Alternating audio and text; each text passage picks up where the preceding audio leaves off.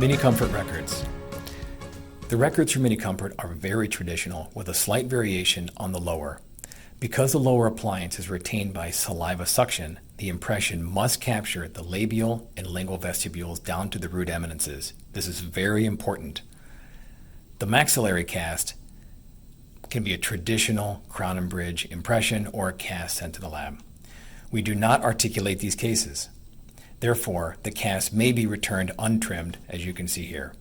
The laboratory record is a printed model duplicate. We fabricate a printed model for all cases to keep the appliances clear as glass during the processing.